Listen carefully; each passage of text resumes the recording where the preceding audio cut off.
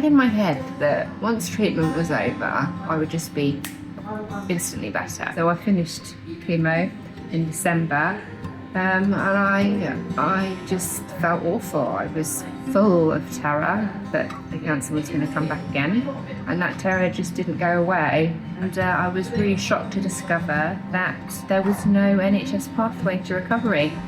There was no one to help me improve my fitness. There was no one to help with my anxiety. I mean, I got some support from a clinical psychologist, but I needed something different. What I needed was stories of other people that had already gone through it. Well, nobody really prepares us for that, do they?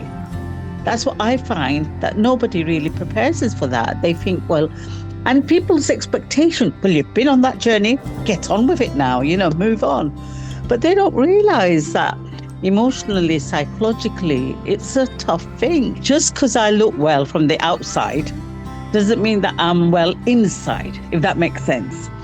And how dare they make that assumption that we're over it when they don't know what else we're dealing with? Remission is so important because it's like a peer support group. It's also being true to ourselves. And where there's other people with cancer who's going through the same similar journeys, it's nice to know that you're not feeling alone, because the cancer journey does isolate you. My image of entering remission was based on what I'd seen on TV, where people were joyful and literally rang the bell. Well, that didn't happen for me. Instead, all I could think about was what happens if it comes back, and every little twinge of pain was a worry. And I have to say that worry dominated me. And ultimately I entered a cycle of depression, and that only way out of that eventually, after quite some time, was to enter therapy.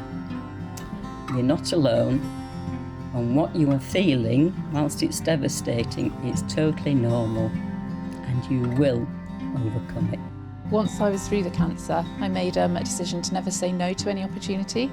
So that's led to all sorts of things. Moving abroad for a few years, going to live music, concerts, going to various events that previously I would have thought, I don't know if I can be bothered to do that. I do a lot of running, so it's taking part in a couple of marathons and loads of half marathons and stuff. And it's just made me really realise that, I'm here, could have been different. I think one thing people don't really realise about life after cancer is that you're subtly changed. I think you worry more, can be more anxious about normal symptoms other people would take for granted. When you meet friends through a charity like Remission who've been through the same kind of treatments and the same kind of feelings, I think it's a bit of almost a shorthand. You don't have to explain how you're feeling or why you're feeling. I really get it, I really empathise, and so I feel that the words of reassurance can be more heartfelt because I know how they're feeling, I know why they're dreading that scan or that mammogram or whatever it is, blood test coming up. A big part of our work is building a strong community, and I hope that with Remission, people feel less alone. They feel like what they're going through is normal, and they feel hopeful for the future.